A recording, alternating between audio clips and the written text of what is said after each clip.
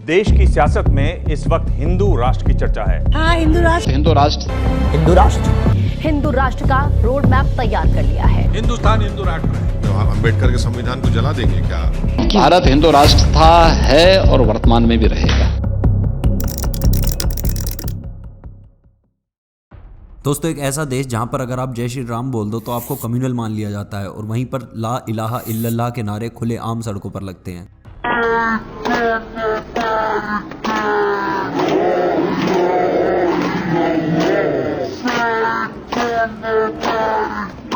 जहां पर आप हिंदू भगवानों का खुलेआम मजाक उड़ा सकते हैं। लेकिन अगर आपने प्रॉफिट के बारे में आसमान से उतरी किताब में ही लिखी कुछ चंद लाइनें बोल दी तो पूरे देश में बवाल मच जाता है और दर्जन भर लोगों की लीला समाप्त कर दी जाती है, क्योंकि उन्होंने सिर्फ नुपुर शर्मा को सपोर्ट किया था। वंदे मातरम बोलने मात्र से ही आपके ऊपर संगी होने का टैग लगा दिया जाएगा, लेकिन ब्राह्मण भारत छोड़ो शरेआम दीवारों पर लिखा जा सकता है। कश्मीर के राजौरी में अभी कुछ ही समय पहले शांति प्रिय समाज के कुछ लोग आए और उन्होंने कुछ हिंदुओं की लीला समाप्त कर दी और कहानी समाप्त आइडेंटिटी चेक करके की गई।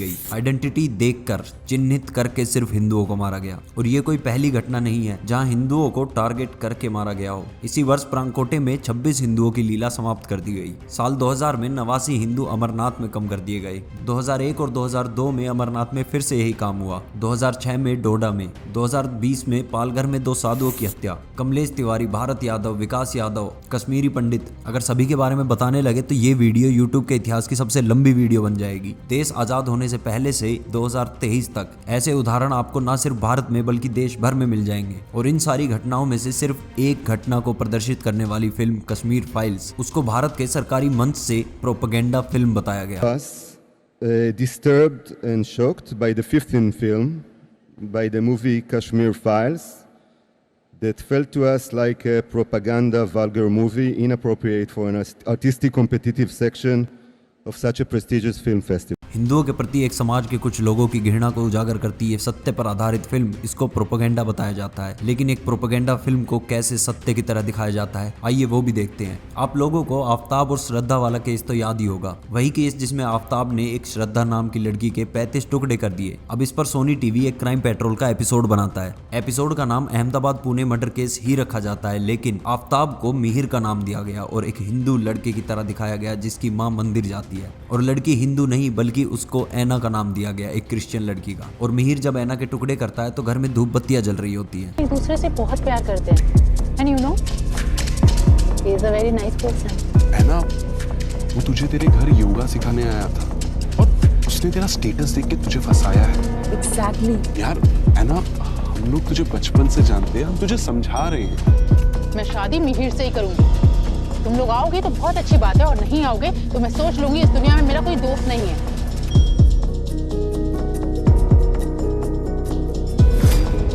ना मंदिर से धागा भी लाए तो इसे बांध देना। हाँ, इससे इसका गुस्सा भी कम हो जाएगा। तो इसे छोड़ना मत बेटा, ये तुझे बहुत प्यार करता है।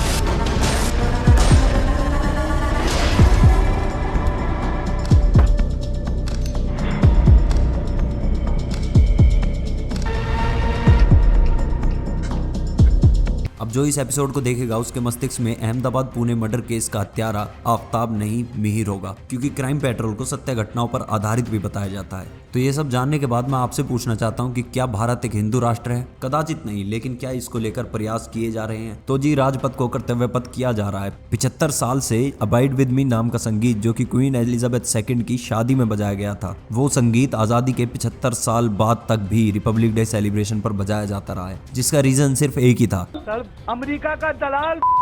एक Christian anthem composed by Britishers, वो ऐसे ही आज़ादी के 75 साल तक बजाया जाता रहा। वो भी ऐसे मौके पर जब हम सबको हमारे फ्रीडम फाइटर्स को याद करना चाहिए, उनके सैक्रिफाइसेस को याद करना चाहिए। लेकिन फॉर्चुनेटली वो भी अब रिप्लेस कर दिया गया है मेरे वतन के लोगों के साथ। इंडियन नेवी फ्लैग को भी कनोलियन माइंडसेट से आज़ाद करवाया जा रहा है। इंडिया गेट पर नेताजी बोस का स्टैचू बनाया जा रहा है। जहां पहले हमारे पीएम सोमनाथ मंदिर जैसे इतने इंपॉर्टेंट कल्चरल धरोहर के इनॉग्रेशन तक में भी नहीं जाना चाहते थे, वहां आज इंडियन गवर्नमेंट टेम्पल्स का रेनोवेशन करा रही है। वो भी सिर्फ एक मंदिर का नहीं, देश भर में। सिर्फ सोमनाथ मंदिर ही नहीं बल्कि बड़े बड़े पॉलिटिशियंस ने राम मंदिर पर भी कैसे कैसे विरोध किए थे। मेरा स्टैंड है कि राम मंदिर और मस्जिद दोनों वालों से पूछ लो और अगर दोनों की सहमति हो तो वहाँ एक अच्छी यूनिवर्सिटी बनवा दो। जी, हिंदुओं के बच्चे भी पढ़ें, मुसलमानों के भी पढ़ें, क्रिश्चियन के भी पढ़ें, भारतीयों के भी पढ़ें, विदेशियों के भी पढ़ें, सबके बच्चे पढ़ें और वहीं से राम के सिद्धांतों को निकालो। राम मंदिर बनाने से राम राज्य नहीं आएगा, पढ़ाने से राम राज्य आएगा। जब बाबरी मस्जिद का ध्वंस हुआ तो मैंने नानी से पूछा, नानी अब तो आप बड़े खुश हो गए, अब तो आपके भगवान राम का मंदिर बनेगा।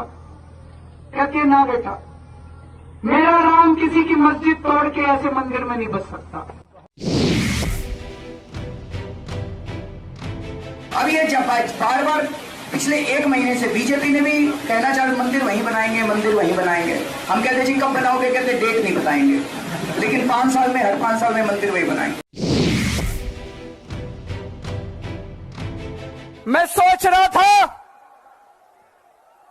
कि अगर Jawaharlal Nehru ji steel authority of India की जगह मंदिर बना देते तो क्या इस देश का विकास हो सकता था? मुझे तो इनवाइट नहीं किया गया। किया जाएगा तो आप जाएंगे? नहीं, जब भगवान राम का मंदिर है, भगवान राम पे सबकी श्रद्धा है, तो भगवान राम का आशीर्वाद चाहिए। हरामी मानुस 2 दिन में पलट गया।